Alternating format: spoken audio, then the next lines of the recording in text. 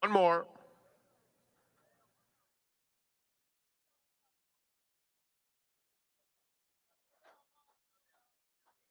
In the gate. And they're off. And Spot Doro wastes no time getting to the front. Toppers Wager, Sunday Sun in between them. Mucho Suerte, T1D, Flower Free, and Dark Marcus is allowed to settle through the opening furlongs. A contested battle up top, and the pace is honest. It's Spot Doro in front, pressed by Sunday Sun, who's now a length back second. Three more Toppers Wager, three deep on the outside of T1D, Flower Free, and Mucho Suerte between those two. Nothing early from Dark Marcus, 8 lengths off the leader. They swing on to the backstretch with Spot Doro to catch. Leads it by 2. Sunday Sun second. The gray is Toppers Wager, a clear-cut third. T1D, Flower Free, Mucho Suerte. And now Dark Marcus gets a little bit closer. They have a half mile left to run. And it's Spot Doro and Tyler Bays leading the way by a length. Sunday Sun in between horses, and Toppers Wager outside of him. Dark Marcus is underway now, making his move. There he goes. Dark Marcus takes fourth with a full head of steam, 6 lengths off the lead, leaving T1D, Flower Free, and Mucho Suerte at the back. Here comes Dark Marcus, eating up the ground on the outside. And Dark Marcus is coming after Spot Doro at the top of the stretch. Kept well off the rail, but Dark Marcus is coming fast as the field turns for on. This big boy blows by Spot Doro, and it's lights out 3 in a row for Steve Knapp. Dark Marcus is all alone, pounding away 7, 8 lengths. He's going to win by a block. Dark Marcus and Armando Aguilar by many. Good battle for second. It gets close, and Toppers Wager completes the exact in front of Spot Doro and Sunday Sun.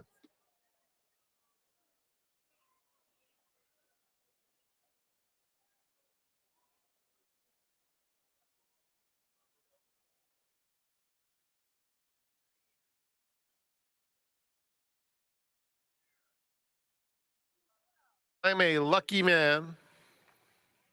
The last one to load.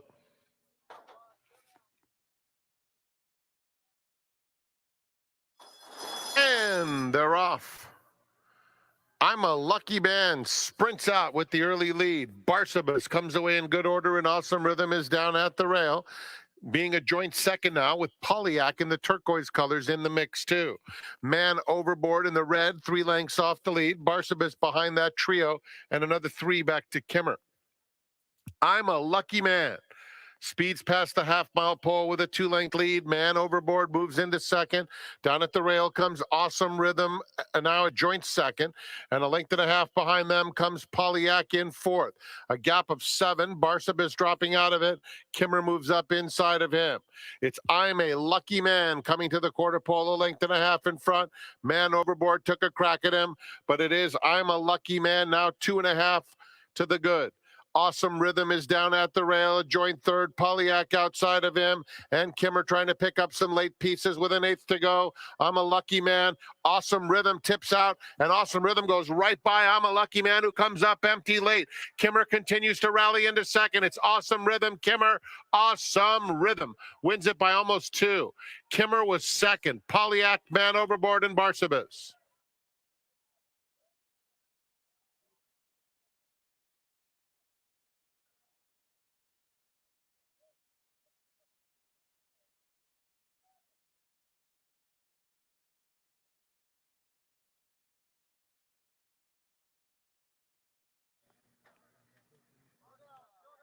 Beating her up.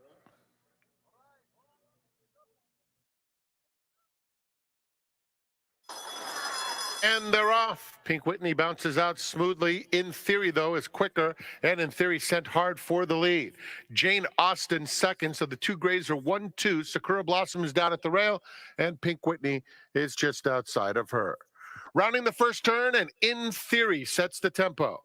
In Theory leads the way, a half length, getting a little bit of pressure now from Jane Austen in second. They're followed by Pink Whitney and Sakura Blossom, 3 lengths front to back as they swing on to the backstretch. Umberto Rispoli and In Theory leading the way, getting mild pressure from Jane Austen, who's 3/4 of a length back in second. Pink Whitney tugging in the yellow colors on the outside, and down at the rail, Sakura Blossom. In Theory with 4.5 furlongs to go. Leads by a half a length. Jane Austen right up on her flank in second. Down at the rails, Sakura Blossom, and Pink Whitney is just outside of her. There's been no change into the far turn. In Theory, Jane Austen, In Theory trying to sprint away right now, and In Theory leads it by a length and a half. Jane Austen trying to cling to her in second and is doing so. It's another 4 lengths back, Pink Whitney and Sakura Blossom. They have a quarter of a mile to go. In Theory, hounded throughout by Jane Austen. In Theory, just in front. Jane Austen has to get after her now. These two come to the 8th pole. 1-2. In Theory digs in gamely. Jane Austen won't go away. A half length back and closing in now. Coming to the 16th pole. Jane Austen, In Theory. Jane Austen on the outside. In Theory at the rail. Jane Austen and Antonio Fresu resting the lead late. Jane Austen just in front. And Jane Austen outruns In Theory fair and square. Sakura Blossom third, Pink Whitney fourth.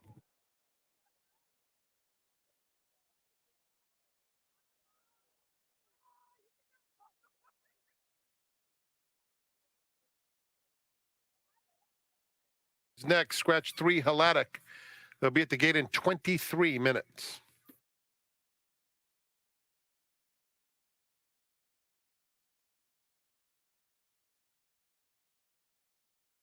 Goes in. They're in the gate. And they're off. Vinny the Coin, very fast. Devil Moon comes away in second. Idaho once third in the early going. Please Focus 4, 3.5 off the pace. Heavily favored McKinnon at the back of the field. It's Vinny the Coin to the half-mile pole over Devil Moon, a length and a half now, 2 behind in second. At the rail, Idaho once a joint third, passed now by Please Focus, and still another 4 to McKinnon. Rounding the far turn, Vinny the Coin engaged by Devil Moon, and Devil Moon is up to take a narrow lead. Vinny the Coin trying to fight back. Please Focus outside of them. It's another 3 lengths to Idaho once as Vinny the Coin drops back, and McKinnon with a lot of work to do as the field turns for home. Please Focus on the outside of Devil Moon, nose to nose with a furlong left to go. Idaho once has 2.5 to make up. McKinnon 6 back in a must-win tonight. Coming to the 16th pole, Please Focus in front, and it will be Please Focus and Ricky Gonzalez to get the money. Idaho once second, Devil Moon third, in front of McKinnon.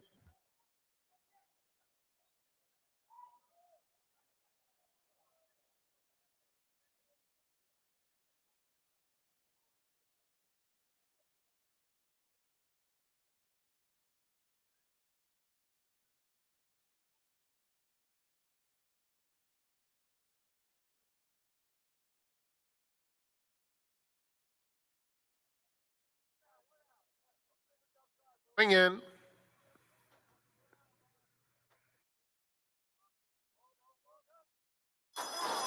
And they're off. Sweet Millie and Zizix are the first 2 out of the gate. Keychain Girl moves up in between those 2, and a speed duel develops.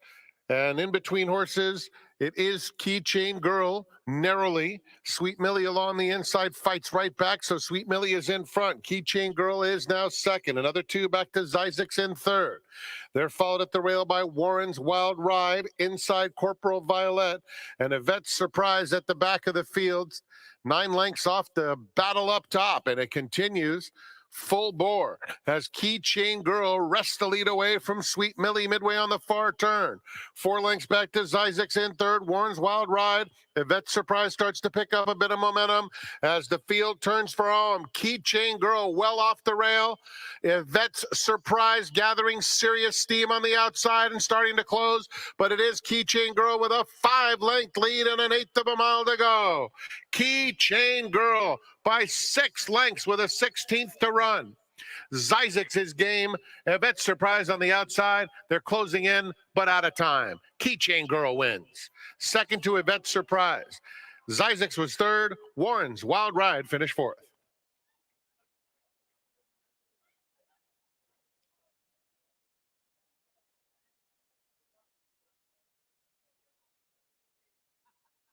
Minutes. Program scratch of the 2.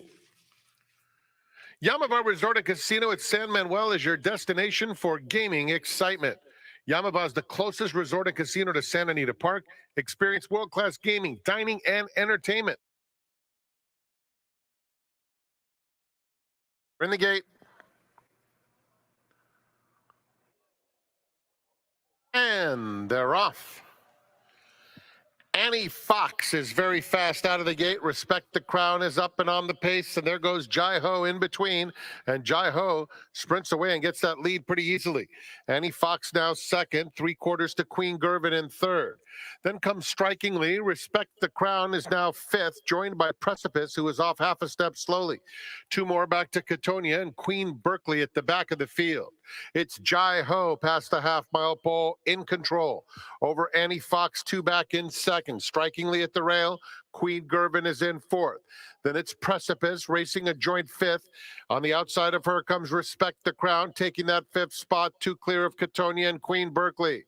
Rounding the turn, Jai Ho, Annie Fox a length back second. Strikingly at the rail in at third.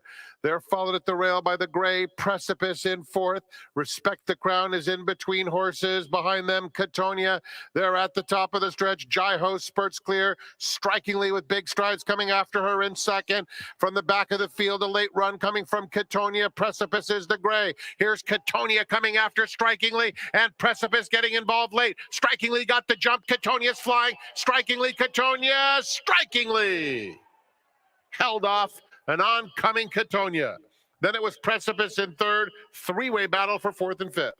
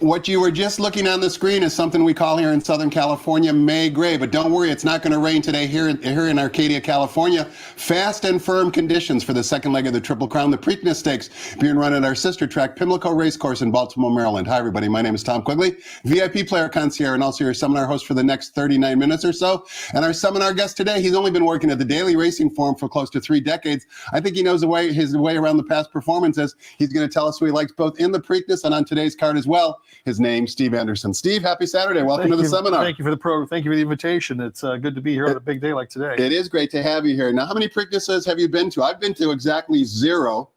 I've been to exactly 0 as well. Which is crazy. I've been to 4 derbies, a ton of Belmonts, but never to Baltimore, Maryland. I've got four derbies and Silver Charms losing, Touch Gold's winning Belmont on my resume. But I've always been either here or at Hollywood Park on this weekend during my time at the Racing Forum. So it looks like it'd be kind of fun to watch the evolution of the track and maybe get back there sometime. But looks like even though there was a key scratch in the race earlier this week, looks like it's going to be a pretty fun Preakness to watch. It could be a real telltale race as to how good Mystic Dan is. Let's talk, Steve, about that key defection. Muth, of course, from the Bob Baffert barn, declared out of the race earlier in the week. You were actually trying to beat Muth with the Kentucky Derby winner, Mystic Dan. Now some of the value from that selection has gone by the wayside. Yeah, I respected Muth 100% wholeheartedly, and I thought he ran a dynamite race in the Arkansas Derby back at the end of March. What I thought would be a fun comparative would be to see whether or not Mystic Dan has improved that much since he was 3rd in that race,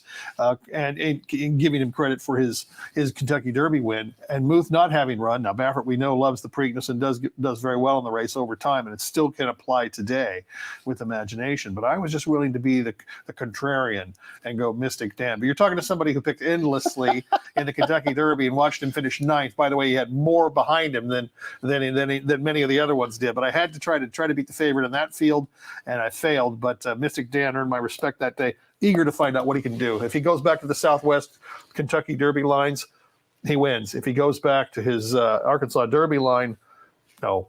You give a little up to Catching Freedom as well to maybe complete the Exacta and knock Bob Baffert with imagination out of the Exacta. Tell us why. I think Catching Freedom is on the upswing. I think he really was showing his best in the Kentucky Derby, coming from well off the pace in that field. Obviously, the Louisiana Derby, I was very impressed by that victory as well. He was 4th, beaten a little less than 2 lengths in the Kentucky Derby. Sometimes you wonder if you put those horses in the gate and run them again, would he be in the first 3? Very possible. Very, very possible. Full marks to Brad Cox, too, and Flavian Pratt as a team. That's 2 folks you really want to have in your corner when you're making a pick. Not to say that Bob Baffert and Frankie Dettori with imagination on the outside are going to cause any problems. Imagination was only a neck away, of course, from giving Dettori a 7-timer on April 6th. The farther we get from that, the more remarkable it really was. I know during the moment there was an enormous buzz and excitement about that, just to see the novelty and the milestone of it. And I thought Imagination ran a winning race. Remember, he was 3 lengths clear of 3rd. EJ won the Cup, who ran his race too that day.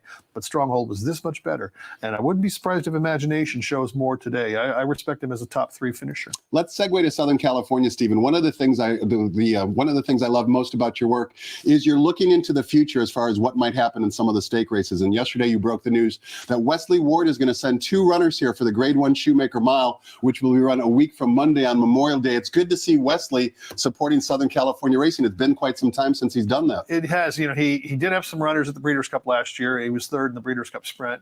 His last stakes win was at the end of 2022 here in California. So he's always had a little bit of a California presence to his national stable, Kentucky-based stable particularly.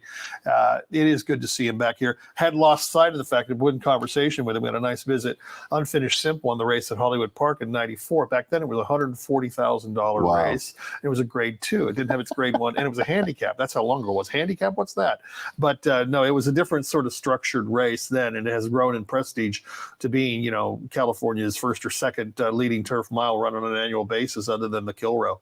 And hard to believe, Steve, that Wesley Ward was the Eclipse Award winning apprentice jockey way back when. 1984. Unbelievable. That is now almost 40. It actually is 40 years ago. Time flies. Yeah. Wesley's got a few gray hairs, and he obviously knows his way around a good horse, whether he's on its back or actually training. And when he won the '94 Hollywood Shoemaker handicap at Hollywood Park. It was his 4th stakes winner, and Unfinished Symph was his first milestone horse, and that horse wound up 3rd in the Breeders' Cup Mile in his career, and it was a nice one. He's bringing a couple of horses who are outsiders to this Shoemaker Mile this year, and there's a very good core of local runners. De Jour and Exalted, who were in the race last year. Johannes ran a blinder on American Handicap last month, American Stakes last month on April 4th. That horse looked very appealing, and I think he'll run well. And then Easter, who was the course of the winter, so to speak, is another one who is capable of a leading race. And then you get to another line of horses behind them, Conclude. Ruby Nell, the filly, who's very good, is being considered for the race. Adds a lot of intrigue to see whether she stays away from the game. Looks like a very nice field, probably 10 to 11 in the running. And by the way, good luck naming the first 3. It'll be a real puzzle, a real contest to try to sort out the result in what looks like about a 4 or 5 deep field. We've got a 4-day racing weekend planned next week: Friday, Saturday, Sunday, and holiday Monday. On Saturday, a bunch of stakes races for the Cowbreds, and as Steve mentioned, a plethora of stake races on Memorial Day, highlighted by the Grade 1 Shoemaker Mile. Now, off camera, before we came on the set, Steve, you mentioned to me, and I'm going to preface this by saying I love when people tell me they love horse racing without telling me they love horse racing. And you did exactly that, because we were talking about the new SoFi Stadium across town where Hollywood Park used to be. You have not stepped foot into SoFi Stadium since it opened its doors out of remembrance to Hollywood Park. It's hot lava. And there's been a few soccer games I wanted to go to. I bet you're a big soccer fan. And I thought, that'd be kind of a fun day out. And I think it's going to have to end eventually. I'm going to have to drove by there once on the way to the airport, probably 4 or 5 years ago, when it was just midway through its construction, and just had I'm about to get pulled over by a cop feeling in my stomach driving by it. And finally, I just kept going. I'm going this way now. I'm taking a different path.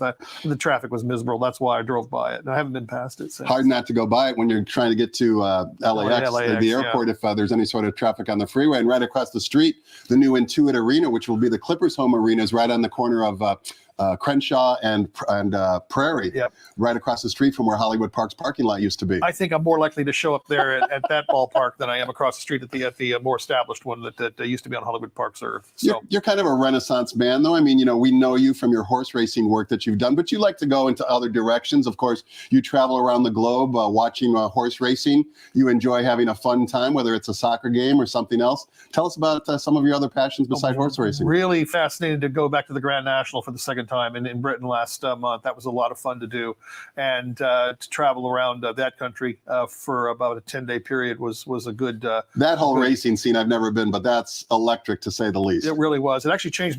It's fair to say it changed my life, because in 1993, when I was very fully established in quarter horse racing here in the United States, I went to Aintree Racecourse during my first trip to England, and I thought to myself, I love my quarter horses and still do, but I think it's time to maybe branch over into the thoroughbred side of the business. And within 1 year, I was working for the Forum. You're not alone in that regard. D. Wayne Lucas, Gary Sherlock, Bob Baffert all used to ply their trade cross town at Los Alamitos, and they made their transition to Arcadia, California as well. And Brian Corner, to name another one. And it's very fascinating to see the crossover from that, and also Steve Asmussen on a national basis. He was working with quarter horses with his family in the 70s and 80s. We're just getting warmed up. We know who Steve likes in today's Preakness Stakes at Pimlico Racecourse, but who does he like on today's outstanding 10-race card here at St. Anita? We're going to find out the answer to that question, but before we do, let's toss the microphone over to track announcer Frank Miramati and get the scratches on today's card here at the Great Race Place.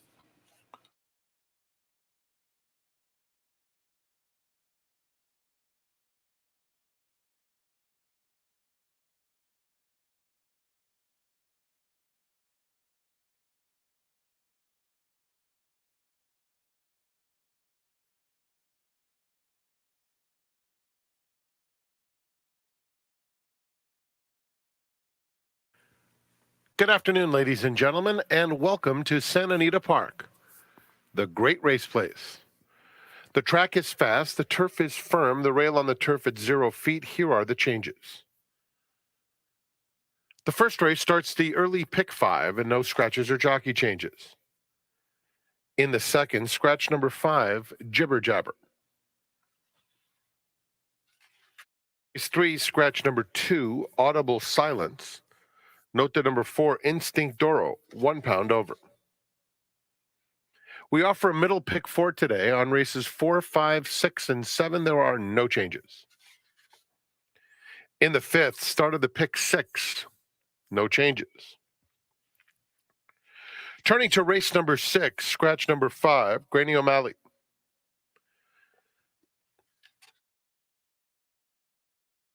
Turning to race 7, the Miz Direction Stakes, no changes. In the 8th, number 9, McVeigh will carry 2 pounds overweight. In the 9th, program scratch of the 5, My Ransom, scratch number 6, Crypto Rot, 5 and 6 out of the 9th. The 9th race will start the golden hour, pick 4. And in race 10, a couple of overweights, number 1, Fascinator, 1 pound over, and 4, Pipa Felipa, 2 pounds over. Enjoy your day at Santa Anita Park. Post time for the first is in 58 minutes at 1 p.m. Right now, we go back to Quigley's Corner. Tom's special guest is Steve Andersen of America's Turf Authority, the Daily Racing Form.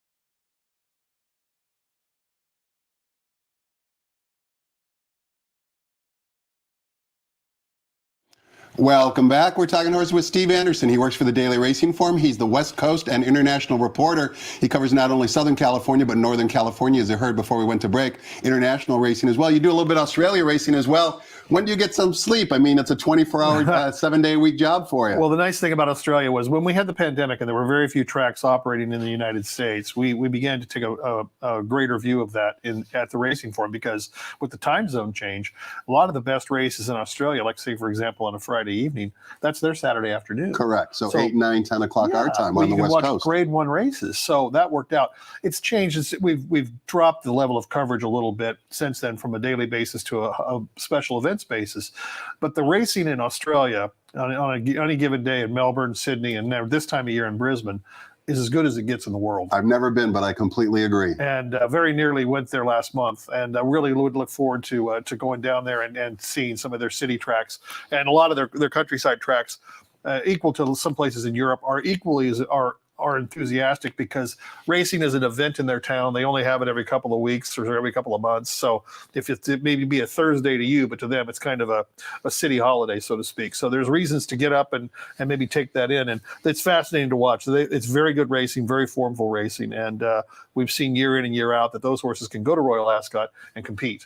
They don't come to the United States too much. Quite frankly, their prize money is so good, they don't need to leave home. Correct, including the Breeders' Cup. Yes. Yeah. Their prize money is just astronomical. Lots of $3-4 million races, and they've got a very good upswing. I think racing on Saturdays is their national sport. Racing is part of Australia's social fiber, that's for sure, and it's certainly number 1 on my bucket list of places to get to. Let's see if we can make some money so I can afford that trip, Steve. Kicking things off in race number 1, which begins the popular 50-cent early pick 5. In race 1, we're traveling 1 mile on the main track. It's a maiden special weight race for fillies and mares. We've got a field of 5. Bob Baffert trains the prohibitive 1-9 favorite. He's got 2 in here, but that would be number 1, Miss Rockette.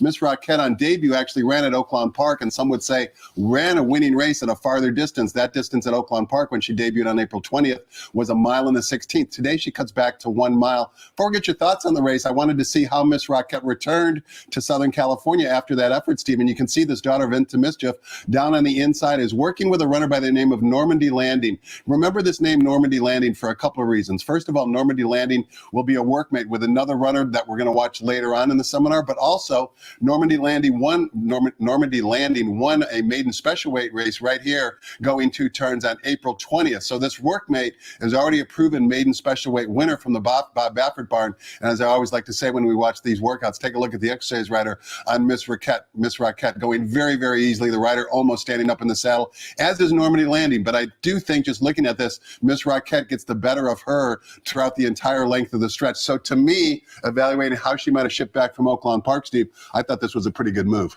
Very much so. Like, as you mentioned, no emphasis at all on urging her through this. She's really gliding through the last quarter mile and finishes with interest at 48 and 2/5 seconds. What's fascinating about her is she had her first start at a mile out of town. That is usually something you do not see in distance and shipping. So she looks very, very formidable from the rail. The early odds reflect that. And if she loses, it'd be a very big surprise. I would say that of the others, Miss Bo J, number 5, should be able to run on a little bit, be close to the front too, but she should be able to get that mile. She's by Matoli, and miles within Matoli's range as well during his career. But this Miss Rockette, she, by the way, the 4th most expensive filly at $1.25 million at the Keeneland 2022 yearling sale. The most expensive yearling was $1.5 million. I know, Steve, I don't want to play you in bar trivia, but I'll up you one in terms of bar trivia. Did you know that her dam, Song of Spring, actually won the Grade 3 DuPont Distaff at Pimlico on this date back in 2018? This is her first foal, but how's that for a useless trivia that maybe will get you a free drink at a local watering hole? It is a 2-turn race. Correct, exactly right. So that gives you an indication that the stamina shouldn't be well within this filly's ability, as she pretty much showed in her debut, even though she was going up against the Oak Lawn fillies. So I think she's got loads of chance to win. Unfortunately, there's not much of a payoff to be celebrated. And that's the big question. What short price do you take? Because she's likely going to be somewhere around 1 to 9 as she currently is. And you mentioned her good debut effort. She was well clear of the 3rd place runner in a good field of 8. It's interesting. Juan Hernandez gets to ride her back simply because Muth scratched out of the Preakness. Our entries were drawn after that was announced. So maybe that'll benefit Juan today and his agent, Craig O'Brien. Let's turn the page, Steve. Take a look at race number 2. We're running the abbreviated sprint distance of 5 furlongs on the turf course. Race 2 also begins the 50-cent early pick 4. This is for fillies and mares. $25,000 is the claiming tag. The rails today on the turf are at 0 feet. Scratch the 5. Jibber Jabber leaves us with a field of 7. And number 8, Team Drama from the Steam Nat Barn, who won 3 races yesterday, is the 5-2 morning line favorite according to John White. What's race 2 according to Steve Andersen? Well, race 2 according to Steve Andersen is Aventap, number 6. To me, in this field of 7 runners, looks to be the sort of runner that can be very well placed just behind the speed, which there should be a pretty honest pace between Inner Beauty. Looks like she can be close to the front. There's some runners coming out of 1,000-yard races from Los Al. Dancing Soul, True Friend, and Wrong Turn Cupid are all very quick enough to be at the front of the field early on.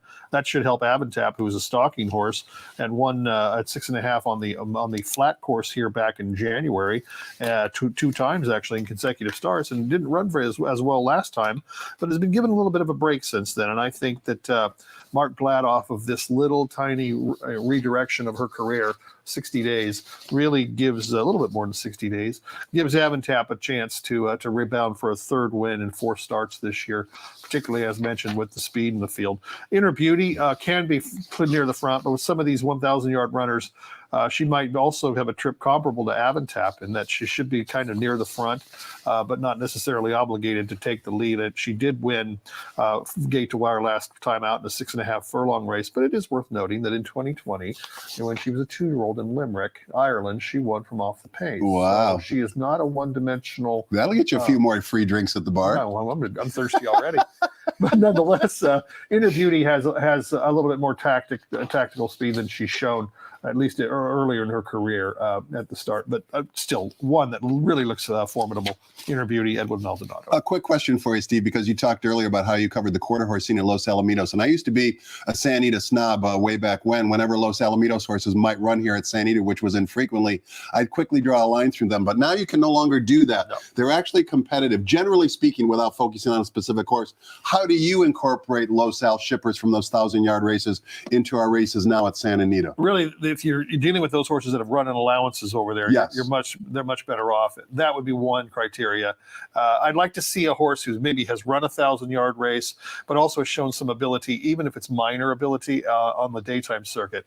And one horse that comes to mind is Sawsty, trained by Craig DeLoss. Great claim. Who turned out to be a good claim. He won down there at 1,000 yards, and he's won at Golden Gate recently as well. So a little bit of both ability. If they're just 1,000-yard horses, you almost want to see one up here at Santa Anita or Del Mar or Golden Gate before you throw too much energy behind the selection. Fair enough. Let's take a look at race number 3. The conditions for race 3 are the same as race 4. That's because it's a split, and the conditions are 6 furlongs in the main track for maiden claimer, $20,000 of the tag. Scratch the 2, Audible Silence leaves us with a field of 7. Number 4, Instinct Dioro, one of 2, trained by Hector Palma, is the 3-to-1 morning line favorite, ridden by Tiago Pereira. Talk to us about race 3, Steve. Yeah, I think that the Instinct Dioro is going to be the pick. Some of these guys just haven't run very well, to put it politely, and it's hard to imagine a complete reversal in form.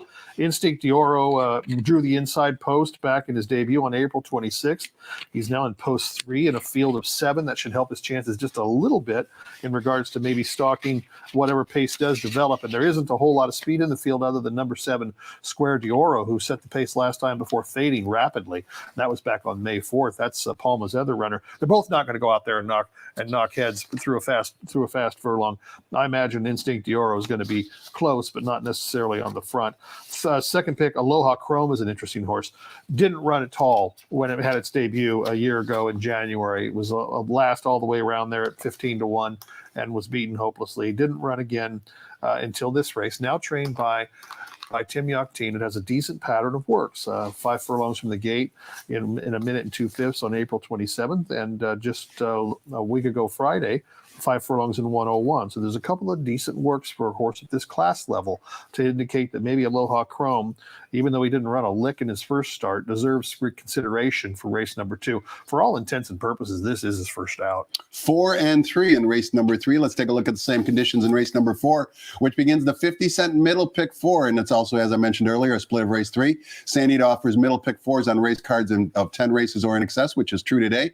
And race 4, same condition, 6 furlongs, maiden claimer, $20,000 is the tag, a field of 8. Number 1, the Rail Horse, is a first-time gelding. Number 4, Western Power from the John Sadler barn, taking a drop down in class, is the 5-2 morning line favorite. Juan Hernandez in the saddle. Thumbs up or thumbs down on the favorite, Steve? Moderate thumbs down. Okay. Because I seem to be on a Hector Palma bandwagon here in the middle part of the program, because I picked number 6, Magic Account. Magic Account's a winless 3-time runner. Beaten a nose here on March 24th in his first start in 54 weeks. Came back to run a decent second after leading in the stretch of a 6.5 furlong race at this level on April 21st. So expect him to be near the front throughout. I think he's got a good chance from this post position to be prominent early on. Certainly don't knock Western Power's chances in regards to what he can do. He's lost twice against tougher runners, but he really quit. Really kind of threw in the towel in the last furlong. So coming down to a maiden 20 from a maiden 50,000 claiming race should help his chances. But I just think Magic Account seems to be a little handier for Antonio Frisu, and I'm going to give that one a slight edge. So in this field, race 4, 6 and 4 are the top 2 picks. Steve, before we take a look at race number 5, a question for you. Did you walk the beat on the backside this morning and find out any nuggets that maybe aren't public information yet? Nope, I did not. I've been getting ready for the show and course. working on other things. Like I said, there's only so many hours in the day. But Sundays are my favorite days in the barn area. You know, it's funny, the way the game has evolved a little bit here in the last couple of years. The consolidation of major workouts on Saturday, Sunday, and Monday has really changed the way horses are prepared. Granted, if your horse is 2 months away from a race, a workout on a Thursday or Friday is comparable, but they tend to run 6 days. They tend to work 6 days before they run. And on a 3-day calendar, you see that Saturday, Sunday, and Monday, particularly Sundays and Mondays. Those are the days to watch workouts. So Sunday's a whirlwind back on the backside. I never wake up that early myself. Sundays are a blast. You could just sit there and watch, 30 horses go by at 7:45, knowing full well that, 2 or 3 or 4 of them are going to be important runners. Sure, future stakes winners. And 6:30 is the same. So they tell me. I'm usually just kind of pulling it together, to be honest. It's still kind of dark out, isn't it? I wouldn't know. Race number 5, we kick off the $1 pick 6 sequence, and it also starts the $3 all turf pick 3. And we start in race number 5, sprinting 6.5 furlongs in the flat turf course for $25,000 claimers, non-winners of 2 races lifetime. Field of 9, number 8, Dr. Soulfire, the dropper from the Michael McCarthy barn, is 5-2 on the morning line. I talked about how this is an outstanding card. I really believe that because we've got full fields to kind of deal with, yes, which sometimes give you a price opportunity. Is there a price opportunity in race 5? Not as much as there are in some of the races that are later on that I look forward to taking a chance with. In this particular field, Pinehurst and Dr. Soulfire, on the 2 outside runners, are the ones that caught my attention. Pinehurst won his won his first start, and his first start in a sprint in the United States last time out in a maiden 50 when ridden by Frankie Dettori from just off the pace, and a 6 furlong 50,000 claimer for maiden in his first start since mid-February. I like the way he stalked the pace, came up and got there to win by a half length. That was a good performance. Several of these haven't run as well in their last starts. A few of them have really, quite frankly, questionable form. But number 8, Dr. Soulfire, he hasn't won since October, but he's had some races against tougher runners that certainly make him a candidate to do well from off the pace in this field. And I'm really thinking the 9-8 Exacta box is going to be sound. And those would be the two that I'd like to use going through some multi-race bets, such as a pick 3 or a pick 4 as well. But I just wonder if maybe Pinehurst might have a jump on Dr. Soulfire from those outside posts in the in the last 3/8 of a mile. And I wonder if Pinehurst just might be able to hold off Dr. Soulfire. He's not going to be a big price, but he's not going to be favored. Race number 6 begins the 50-cent late pick 5. It's also our last race locally before the Preakness Stakes. Post time for the 6th race here at Sandy is 3:38 p.m. Pacific time. Post time for the Preakness is 4:01 p.m. Pacific time. But in race number 6, we're traveling 6 furlongs in the main track for maiden special weights. Scratch the 5 leaves us with a field of 7. The morning line favorite is number 1, well-funded, well-funded, I should say, who's 3-1 on the morning line from the Bob Affert barn. Before we get your thoughts on the race, Steve, I wanted to watch a workout for well-funded for 2 reasons. This is a workout back on April 21st. Well-funded is going to be on the inside, but take a look at the screen. Look who the workmate is. None other than Imagination, who's running in the Preakness Stakes today.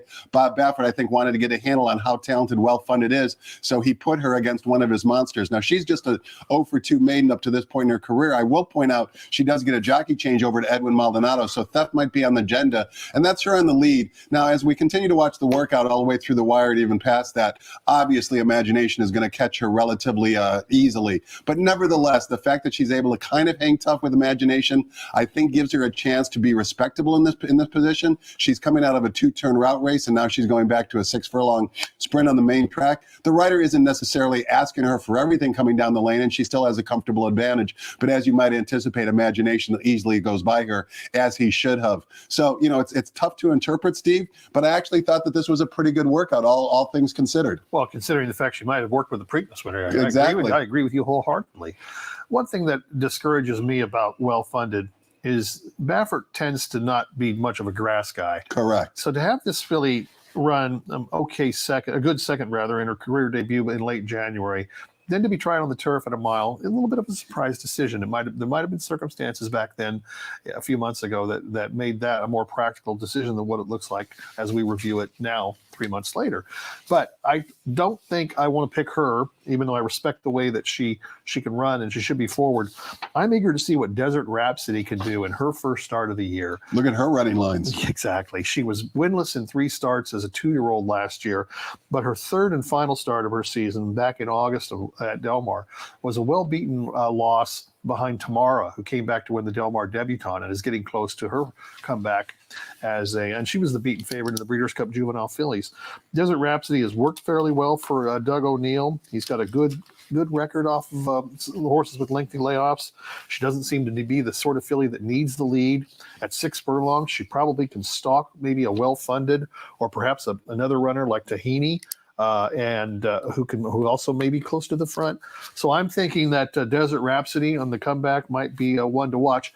You might notice I'm kind of on the Antonio Frisu bandwagon today in the first half of the program. And let's say it that sometimes when we run these Triple Crown programs, and 2 or 3 leading riders have left town, the women who stay behind, they have a chance to have a massive day. Opens up opportunities for them. Martin Pedrosa made his career at Hollywood Park riding when everybody spoke. I remember on Breeders' Cup Day, and also in the Oaks and Derby in Kentucky. But there are circumstances where you look and go, well, 2 or 3 guys are out of town. Who's going to be the beneficiary of that? Who's going to wind up getting a better selection of mounts, and can that translate into a multi-win day? I think it does with Antonio Frisu this afternoon. And one additional point for Steve's top selection in race number 6, number 3, Desert Rhapsody. First-time Lasix user as well now that she's a 3-year-old. Race number 7, Steve, we're coming down the Hillside Turf Course, and this is our feature race on the card. It's the Misdirection Stakes. $100,000 guaranteed is the purse for fillies and mares. It also begins the 50-cent late pick 4. We've got a field of 8. Good to see Joe Talamo back in Southern California. He had 1 mount yesterday. He also rides one of the Phil D'Amato runners in here. here, number 8, A Day in Asia, who is 6-1 on the morning line. Speaking of Phil D'Amato, he's won this race the last 2 years. He won it last year with Elm Drive. He won it the year before with Legs Galore. He's got 2 runners in here. I want to focus on his other runner who's going to break from the rail today. It's number 1, Lucky Girl. She exits the Monrovia Stakes, and 4 of the runners in today's misdirection exit that stake race. you'll hear all the names of the runners that are in this field, but I want you to pay attention to Lucky Girl. She's going to wear actually saddlecloth number 7, and Antonio Frace, who's going to be in the saddle. She wants to show early speed, but Antonio doesn't let her, and maybe equally important, as they cross over the dirt to surface, she gets uncomfortable and starts to lug out. I think both of those things are going to be corrected today. All 3 of her career wins are on this turf course, so rather than you listening to me talk about it, let's watch Lucky Girl's last performance in the Monrovia. She's going to be wearing saddlecloth number 7. Story tries it now. They're off in the Monrovia. And it's a very even start. Graceland Gray, very quick, and quickly sprints up on the inside. But AG Bullet wants that lead too. And AG Bullet and Graceland Gray are going at it in the opening furlongs. Get the money in a good spot, 3rd. Lucky Girl is 4th with 4 lengths to make up. It's another 4 to Chismosa, racing on the outside of Comanche Country. And at the back of the field is stretch running Miss Lizzie, who's about a dozen lengths off the lead. Graceland Gray has a narrow advantage, pressed by AG Bullet down the hill with Get the Money 3 lengths back in 3rd. Lucky Girl is 4th at this stage. Chismosa trying to make some headway from 5th, 6 off the lead. Comanche Country and Miss Lizzie. They're at the top of the stretch. AG Bullet, Graceland Gray haven't given each other any breather whatsoever. AG Bullet takes the lead. Get the Money is in 3rd. Lucky Girl in the center of the course, inside the 8th pole, and AG Bullet pulls away from Graceland Gray in the center of the course. Chismosa, Miss Lizzie is flying through traffic, but it will be AG Bullet, razor sharp in the Monrovia. Steve, you and I see the misdirection today somewhat equally, although we're landing on different horses. On paper, there doesn't appear to be a whole lot of early speed in the field. I do think Lucky Girl is going to show more speed for the reasons I spoke about earlier. Also, take a look at her workout pattern, including a bullet workout over the synthetic surface on April 27th. Having said all that, you like a different horse for almost the same reasons. Get the Money has really done well on the hillside over the last few starts. She won an allowance race on March 3rd in her debut on the surface, closing from 5th in a field of 12. That was a pretty good performance. Off a long layoff. That's a good point. She hadn't run since preceding May. Last time out, she was 3rd in the race we just watched, and I thought she finished fairly well under Dettori to be beaten a length and a half. AG Bullet, who beat her that day, is a super nice filly. Get the Money now will be ridden by Juan Hernandez. She has led it in the past and won from the front. I think she'll be handy for Hernandez in this field, and I give her a big chance to win. She's got to hold off the Wild Grazer, number 2, who ran a very nice race in her first start of 2024 to win an allowance race on March 29th, closing from last of 5 to get up at the line to win. So she can easily be a factor from off the pace. As for Lucky Girl, I have a bias against her because she cost me an early retirement last summer when she was 6th in the Oceanitas. And that's the only polite thing I can say about that. It's hard to let go of grudges, isn't it? Now, yes. In her defense, she broke from post 14, so I don't know what you were expecting. A miracle. But, no kidding. But that's how you make money at the racetrack. You know, another fascinating runner in this field is number 7, Revelation. She's won 9 of 19 starts. She's an 8-year-old mare. She was claimed by Liberatio Barocio for $20,000 and came back to win, just flew through the lane to win a starter allowance back on April 19th. She's probably a cut below these fillies in terms of form, but she's a trier. And she showed that up north and with Tim McCann. She showed it in her last start here. If at best, she's probably 3rd. But if you like a trifecta, give Revelation a chance to the bottom of your computations. Race number 8 is a very interesting maiden special weight race for Colts and Geldings, going 1 mile on the main track. There's only one 4-year-old in the field. That would be number 2, Fame. We've got a field of 9. The runner on the bottom, number 9, McVeigh, is a 5-2 morning line favorite. Also take note of the breeding on number 6, Magnify, by Justify, out of Stellar Wind. We all remember Stellar Wind. She earned $2.9 million in her career, and as a broodmare, she sold for $6 million to the current owners of Magnify back at the Keeneland November 2000 2017 sale. This is her second foal. The first foal in Europe didn't do much, but expectations are high. Magnify could run well. However, I want to take a look at a workout for number 7, Winterfell from the Bob Baffert barn. Going to be easy to spot here. A down on the inside in gray, just like his daddy, Arrogate. And the thing to take notice of is take a look at who the workmate is. We saw this with race 1 with the Bob Baffert 1-9 current favorite. Normandy Landing seems to be a bit of a punching bag, perhaps, from some of Bob Baffert's better runners. Typical old school move here for Winterfell. 2 sprint preps, now leading up to the 2-turn debut. Boy, I mean, Steve, I don't know how to describe this, but I watch a lot of workouts, and this workout on Winterfell kind of took my breath away. Again, just looking at the exercise rider, he is doing it effortlessly. You can see by the final times, he's going to basically draw off and win this workout by 5 lengths against the very talented Normandy Landing, who I spoke about earlier. This is a really tough race, but I do think Winterfell is in with a punter's chance. I agree with you. And remember, he lost to Ball Don't Lie in his last start. And while Ball Don't Lie didn't run very well in the stakes race last weekend, he did run a very nice race to beat that in that maiden and had a plus 90 buyer for Ball Don't Lie, who looks like he might be a nice 3-year-old in and of himself. And this, like you say here, watching this guy run to the line, loads of potential, $400,000 yearling too. McVeigh, number 9. Let's talk about McVeigh before you actually get into number 9, McVeigh. McVeigh had a workout on May 1st. It was actually a bullet workout for trainer John Sheriff's, the best of 11 distance. It's best of 11 at that distance that particular morning. And McVeigh here in this solar workout, just from a visual standpoint, you can tell how fast he's going by how fast the camera is moving. And he's dropping out of 3 graded stakes races back down to the maiden special weight ranks. I know he's breaking from the outside post. I know John Sheriff's is having a tough year, but again, visually, this workout for McVeigh, even though he doesn't have company with him, is absolutely rock solid. Yes, and I think he should appreciate this change. Mike Smith is on board again for the first time since last summer. High expectations from McVeigh to finally get a win. Now, having said that, Steve, I only got a quick glimpse at the graphics of who your selections are, but who do you like in race 8 and why? McVeigh, I think, is on the class factor. Remember, he was behind in the same race as Imagination, so should Imagination run a race in the Preakness, that's only going to flatter that running line even more. Also, I also think number 5, Wise Counsel, a first-time starter trained by Michael McCarthy, is a horse to watch in this field. He's got quick works for half mile and 46 and 2/5 rather back last Sunday morning. McCarthy, a maiden, 2 turns, seems a little tough to ask him first time out. But no, he's got a decent record with these runners. Magnify is supposed to be a good colt. He's bred, like you mentioned, his breeding is impeccable. And Winterfell looks like he's going in the right direction. Let's keep this program. This might be a race that, 60, 90 days from now, 2 or 3 of these runners are in the conversation. Could very well be a key race. And you talked about Wise Counsel from the Mike McCarthy barn. Half to Bellafina from the Simon Callahan barn earned $1.6 million in that horse's racing career as well. So being a son of Curlin, expectations are high. 2 minutes to get through 2 races, Steve. Race number 9 begins the $1 Golden Hour Pick 4, linking our last 2 races here with the last 2 races of Golden Gate.